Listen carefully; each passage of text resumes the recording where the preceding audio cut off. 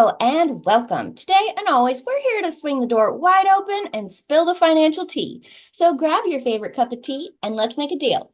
Commit to taking one action after watching this interview. I'm your hostess, Audrey Heesch, and it is my pleasure to present Beena Pinto. Beena is all about managing your mind to unlock the potential that's within you.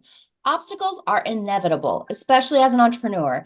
And through working with hundreds of clients, Beena recognizes how critical it is to have a mindset that sets you up for success so you can see the beauty in the storm. Welcome, Beena. Thank you, Audrey. I'm, This is a nice evening tea with you. Thank you so much for the invite. of course, thank you so much for being here. You have so much to say around mindset and how important that is with intermingling with your finances. So, what mindful practices would you say alleviate the stress and anxiety with your finances? Right. When we talk about mindfulness, I think the people who are into finance are the last ones to listen to this. Okay. They're always with numbers, but mindfulness or being fully present in the moment that can help reduce stress completely. But anytime you're dealing with business finances, so you need to take a moment and focus on your breathing during your financial task, especially because these simple practices can clear your mind and make it easier to handle money. Money needs attention, right? And your mind needs to be calm and quiet and focused. So, mindfulness helps in doing that. Absolutely. And Penelope agrees too. So when that's my cat, by the way. Okay. So yes, breathing through it because there's so much anxiety and stress and pressure on finances, especially. So when you start breathing, what does that do to your system to allow you to focus? Do you know? Yes. So, breathing itself is the essence of life, right? Unless I think that's the first thing we come up with and the last thing we leave, let go. So if you don't focus on that, the entire organ system, which is like more stabilized or more structured than a computer or a system, and this beautiful system works functional very smoothly with normal breathing. We do not need anything extra oxygen or anything extra if you just focus on your breathing. So that's what we teach in mindfulness. That is a beautiful perspective of it's your first thing and your last thing you let go of. That was beautiful. Thank you for sharing that. Thank you.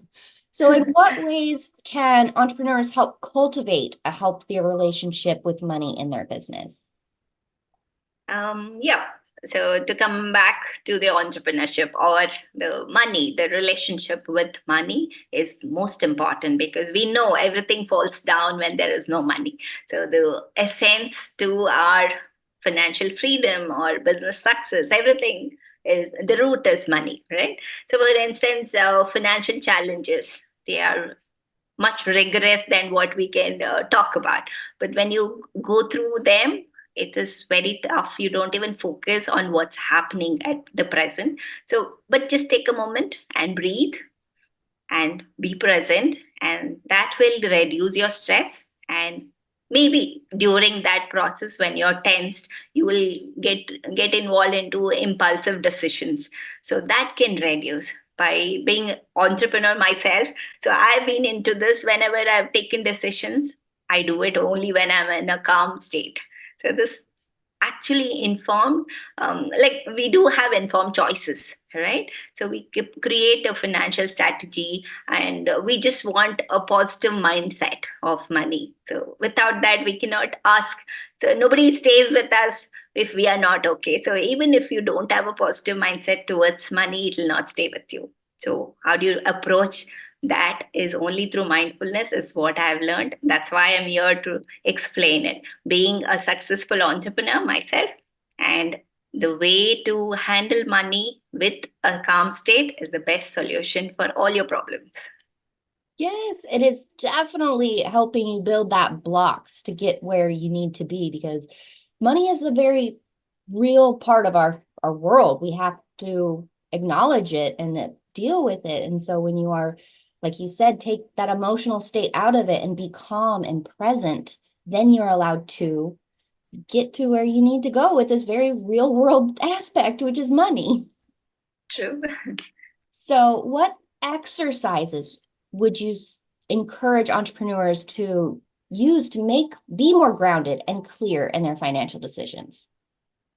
Okay, first of all is the mindful breathing, what we call, right? So, like I said, I can just quickly tell you how we do mindful breathing. It's like we all breathe, but when you're stressed, especially, you need to inhale deeply, feel the air, which goes fills your abdomen, and the tummy goes bloated, and then exhale slowly. If you're very stressed out, you can blow it out from your mouth, right? So that reduces the stress. It gives you more clarity, and you can make a financial decision. That is first thing, the normal breathing. Secondly, I conduct sessions in the evening, that is end of the day, for people to scan their body. So body is always exhausted, physical. I mean, even if it is emotional ups and down, the body is the first thing. The shoulders become stiff. You start sweating. There are a lot of changes happening in the body because of the stress. So what you do is you need to sit comfortably, pay attention to each and every part of the body, right from the top to the bottom. Then your head to toe relaxation happens. That will help you be at a focused mindset. Then there are other things like mindful observation. We say we don't notice details, right? So mindfulness teaches that. So that's very key for a financial officer, anybody who is handling finance. You need to get into details. So unless you observe without immediate judgment, that's important, because that's when we start, like, we might look at something, a number, a figure, which may look different, but if you actually get into details, that turns out to be linked to something else, right? We might ignore the details. That is mindful observation, what we teach. And there are other things like walking meditation. So what we do is, yeah, all of us are into corporate life. We're running, we're juggling around, but we don't pay attention to how we walk, what we do, what we're like. We are always with the phone. We are using gadgets. We are hardly looking at ourselves. We don't pay attention to our surroundings. You might be chatting with a person right next to you, but you wouldn't know about it, right? So all these things we train people to focus on the walking. So you don't have to sit like the old saints and meditate, but you can also do meditation while walking. Pay attention to your body, to the vibrations that come from the feet till your body, how it happens, which are the muscles which relax, and everything. But while doing that, you are actually becoming more productive. That is impacting your financial um, analysis, the outcome, whatever you get. And also, the last one I would suggest is visualization. So, during mindful meditation, I also suggest that we visualize our future. Even though we are living in the present, we visualize our best future. Okay. So, suppose I have a vision in my mind. Okay. So, my business has to, make this much target. Fine, I will visualize it, feel that moment right now, thinking that, oh, this is how I need to do it. So that visualization helps. You're sending out messages to the universe and saying, yes, I need it. And you're getting it. So your finance has been sanctioned, but your dream is also been sanctioned through mindfulness. You're claiming it. Yeah. You claim it and you get it. And if you don't seek, you don't. That's the policy. Yeah. Yeah. If you These are don't the ask, you steps, can't I think. receive. True. I love that. So you spoke about breathing into your belly. What is the difference between breathing into your chest and breathing into your belly? Yeah. So we all breathe through chest, right? So it's normal. And then we sigh. Okay. You're like, okay. So when we breathe from your tummy, our body actually relaxes. Have you seen a baby sleeping? As soon like the tummy goes up and down. So that's the state where it is in deep sleep. So that's the observation which you will develop slowly, that your body is not inhaling as much as it has to reach the belly. So you're not breathing properly, right? So you need enough oxygen, which goes. So what we do is the initial beginners who are into mindfulness, we ask, like you can place your hand on your tummy and breathe. Ensure that the tummy goes front. Then slowly pull your tummy in, tuck it in. So there's a difference. But when you do it, so you're actually putting a lot of pressure on your chest. So to relax, you need to breathe deeply until your tummy, and you need to relax your entire body and mind. That is an incredible point about that's how you breathe in your sleep is through your Yes. belly. And that's why it relaxes you. That is incredible. Thank You you. just blew my mind. That is gold nugget number 2. That is incredible. I love this. You're making my brain. We will practice now. I'll observe your breathing. Yes, I need to definitely get better at the breathing. I struggle with that one. It's the accountant in me. I definitely get Yeah. in my chest. When we panic, yes, we are stuck. We don't even breathe till our chest. It doesn't come to the lungs. It's stuck here. Yes. Guilty. Guilty as charged over here. So there is a lot of shame with finances and the setbacks, unfortunately. So how can you be mindful in reframing these emotions so that you can have that positive outlook on this storm that's in front of you?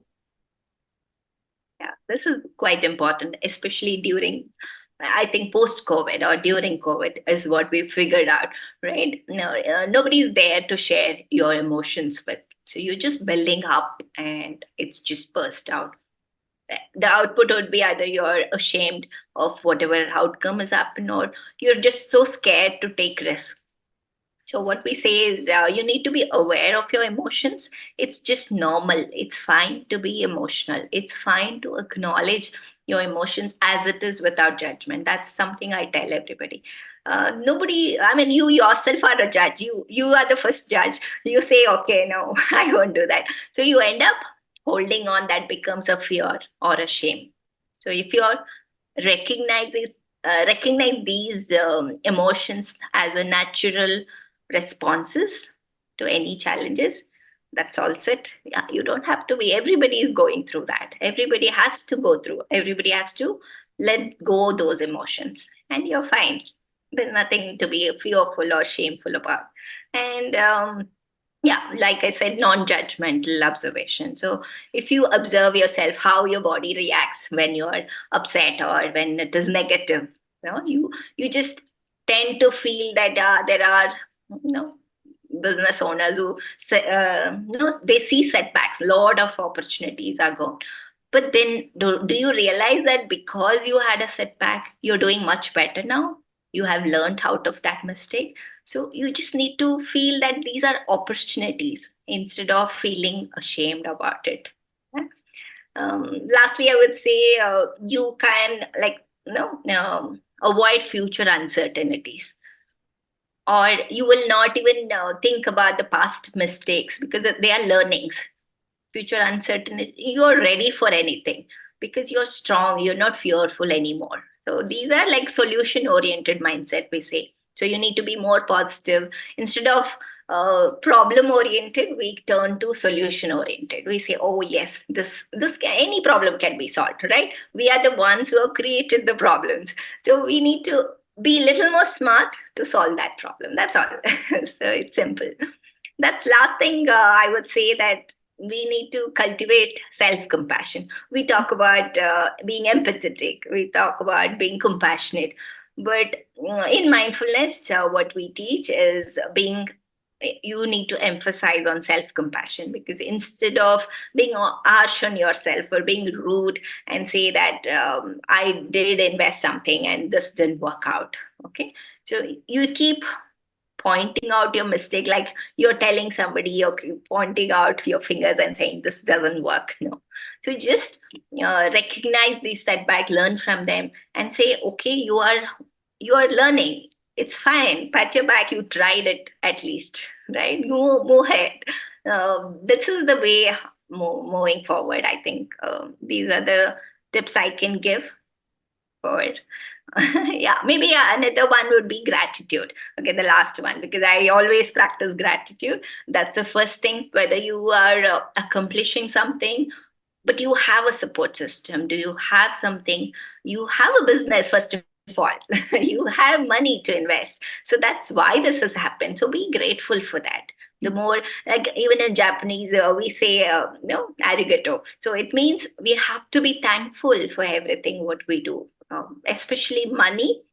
Even in India, we call money as Lakshmi. We have named it as a female goddess, Lakshmi. So we say that we pray, saying that we welcome goddess to India. So we always become prosperous, just like how we are grateful and thankful.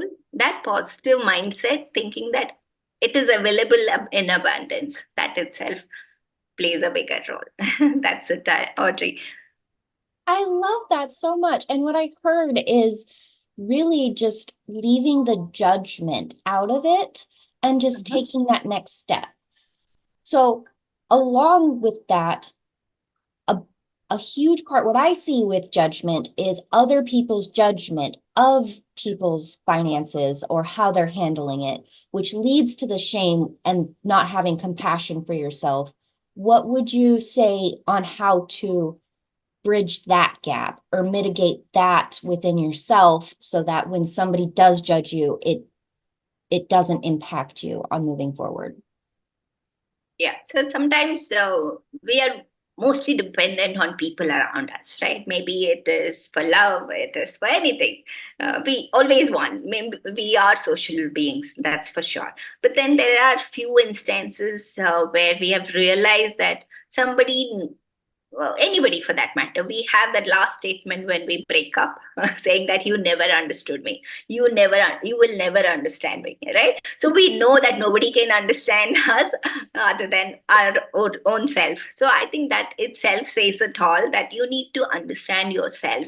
It doesn't help if somebody else is no saying anything about you. What you believe in your work or your no decisions are the important matters, where you need to take decision but do not regret any time about it, because it is you who has decided, and you need to take risk because you have decided to grow. Nobody else will come to you. But people, there is a story, right? Yeah, anything, there is a man who just takes, okay, maybe it's late, but I will just add up. There is a man who just takes a donkey, and no, he has a huge bundle of luggage on it, and then he's also sitting on it, and he's crossing the road. And there are some people who look at him and they just tell, oh, why are you even burdening the donkey? Why don't you just get on and walk? And yeah, he thinks, okay, he will get down and he'll just keep the luggage and walk. Then he'll be moving forward. Then somebody will say, oh, the donkey is carrying so much luggage. Why are you even making it carry? When he will carry the luggage, he'll walk and donkey will walk along. And then he'll be walking that way. And somebody else, again, they will look at him and say, what is wrong with this man? Why is he even carrying the luggage while donkey is just walking beside him? So end of it, anything you do, people will judge you, right? So there is no solution which says that, yeah, this you are right. Nobody will acknowledge, because they don't know the path you have crossed. They don't know your challenges. They don't know your opportunities or your strengths. So it's better that you make choices and be strong, stick to it, and get a success. Yes, I love that so much. It and feedback is important, but you don't have to take that judgment. That True. judgment is not for you. Like, so I love that. Ugh. So are very accomplished in your entrepreneur journey and all like the businesses you've created. So To go along the theme of spilling the financial tea, what is a money shame or thought process you've had to overcome as an entrepreneur to empower yourself? Yes, like I said, all these things I've practiced, right? From being thankful and being non-judgmental and being a risk taker, I should say. I have never feared. I have never felt ashamed to do what I am supposed to do. So if I felt this is a right decision, so I one thing to add on is mindfulness meditation. It improves the intuitive part. So what happens is before you invest in something, you take a moment, you know, do the rough calculations, and then you know that okay, you're doing right. It can never go wrong because you have done your homework. It's just not impulsive decision you're taking. So all these things I've learned. I've done a lot of mistakes too, but then I've taken it as a learning outcome. Like there is nothing that which you can regret about and say, oh, because I did this, I have lost a lot of money, I have earned double that, I've earned triple that. But then it's fine because this is a journey. You need to enjoy. You can't just say, okay, I will be happy only when I cross 1 million. No, that is the destination. This is the journey. If you don't enjoy this, then what's the point, right? So throughout my experience, I've understood that you need to have passive income to sustain. You need to be happy. All I say is when you are paying a bill or check, you are purchasing shopping, you shouldn't feel the pinch. That is when you are financially free. Okay, that's my belief. For me, success. So I define my own success.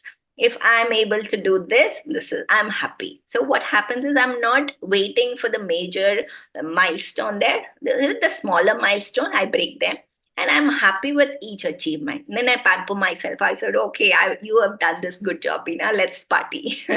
So what happens is you are becoming more confident and confident with your own finances. You don't.